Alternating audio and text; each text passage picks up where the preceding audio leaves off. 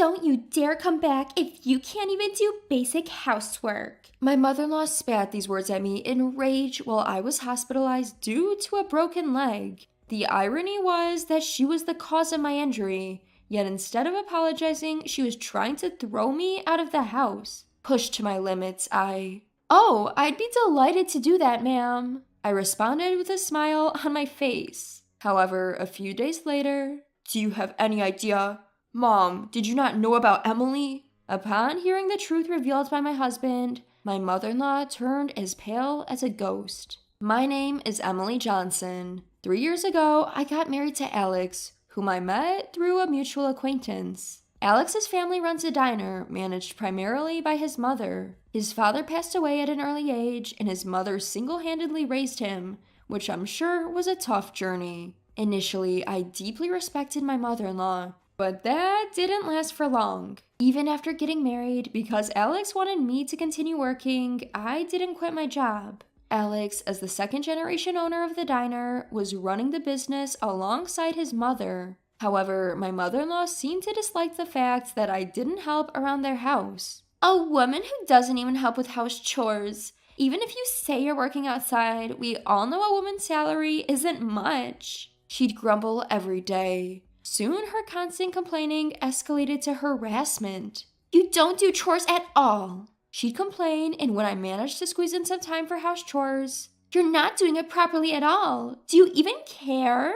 Even though I thought I was doing a decent job, it was never good enough for her. She'd berate me, calling me a useless wife who can't do housework, and at times she would lecture me for hours. Her harassment intensified, and my stress kept building up. When I tried talking to Alex about it, "It's between you two, right? Don't drag me into this," he said, staying out of it. Then one day, an incident broke out. The diner was closed that day, and my mother-in-law left early in the morning to go somewhere. As evening came, I received a sudden call demanding me to come and get her. The call ended abruptly before I could even refuse, leaving me with no choice but to reluctantly head to the train station. When I finally reached the station, she did nothing but complain all the way home, accusing me of being late, complaining about the heating system. It was nothing new, so I just nodded and shrugged it off. But I guess that got on her nerves. "What kind of attitude is that? Don't you think it's disrespectful to your mother-in-law?"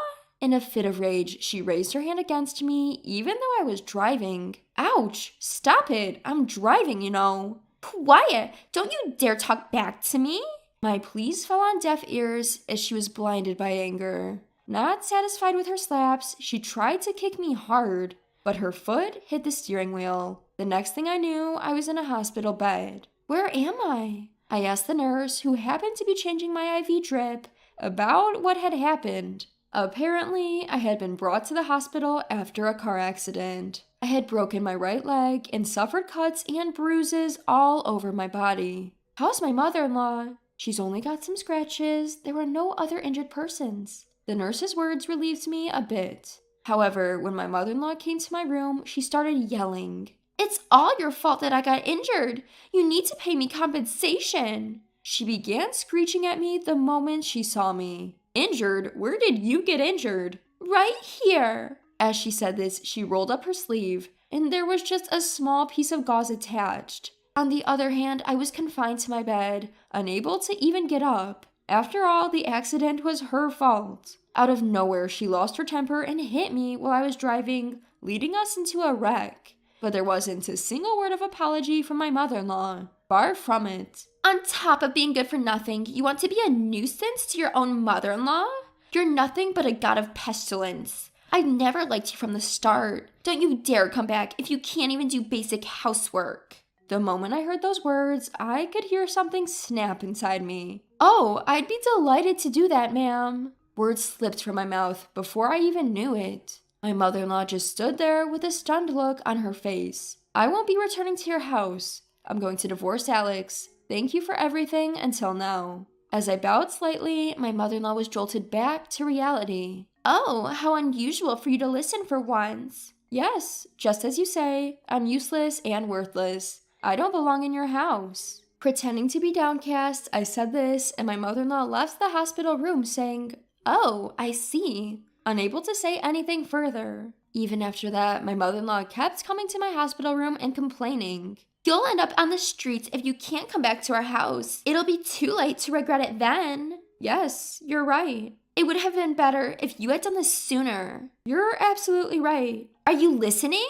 While my mother-in-law kept complaining, I was casually ignoring her and sitting on my phone. This happened several times, and a week after I was admitted to the hospital, my mother-in-law came to my room to complain as usual. Just as I was ignoring her as usual, Emily! Suddenly, my pale-faced husband Alex burst in. Oh, it's unusual for you to visit. What changed your mind? What on earth is this? What Alex was holding was a divorce paper with my details already filled in. Oh, that. I asked my family to mail it. I'm glad it arrived just fine. Why all of a sudden? Upon being asked, I relayed to my husband what my mother-in-law had told me. And to think, Mom, did you not know? Emily earns way more than I do. What? My husband turned pale as he asked this in a shaky voice. Yes, I've been working for a large corporation since before we got married. I've diligently worked and achieved decent results, so I hold a fairly high position now. My salary reflects the toughness of the job and is, as my husband put it, quite substantial. But she doesn't look like she earns that much, does she? She always wears the same sort of clothes.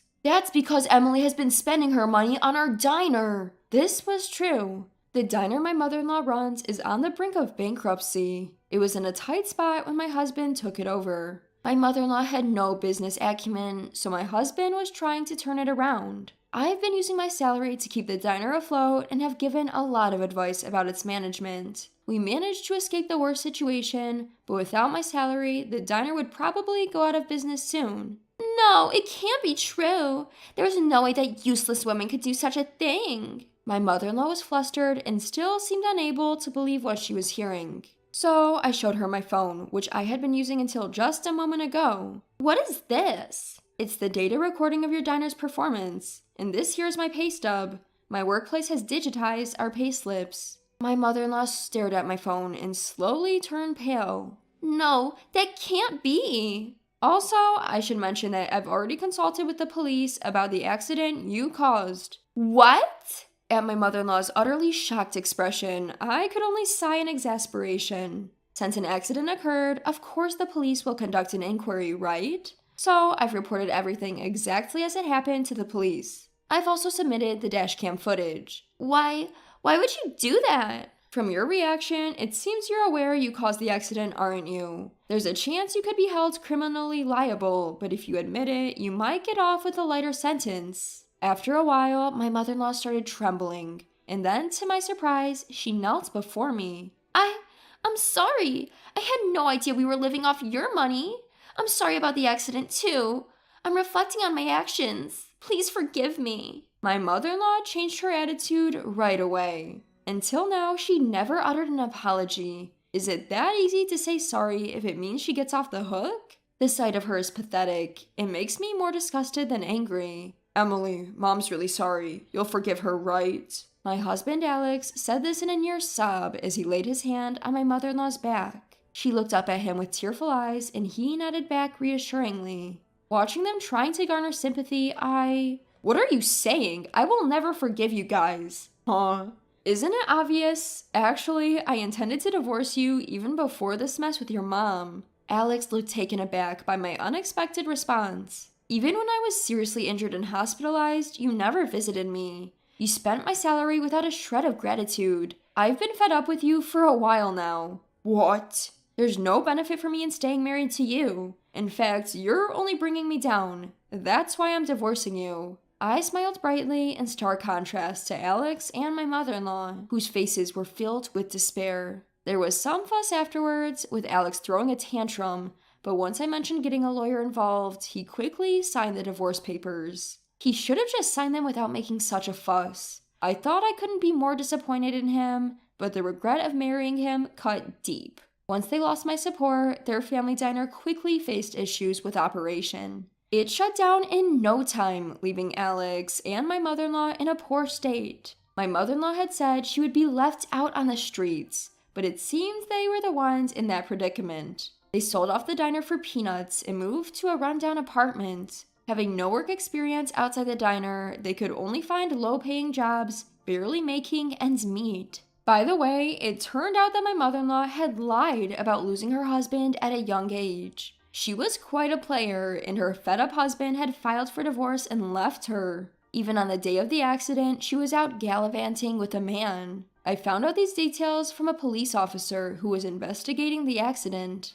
I have nothing but gratitude for the police who kept up the investigation. My mother-in-law will probably be charged with some crime at some point, already living a miserable life. If they end up in police custody, they will surely face ruin. Perhaps sensing this, I received a plea for reconciliation from my ex-husband after our divorce. If you continue to bother me, I'll have the cops come for you and your mother. Once I threatened him, he never showed up in front of me again. The divorce went through smoothly, and I cut ties with my in-laws, and my broken bone healed after treatment. Currently, I'm working hard while still recovering from my injury. I had been using my salary for my in-laws diner before, so I had almost no money left for myself. But it's different now. Working for myself and being able to spend money only on myself, I had no idea how much happiness this would bring. I'm thinking of valuing myself more, and if I can find a partner who values me, I'm considering getting remarried.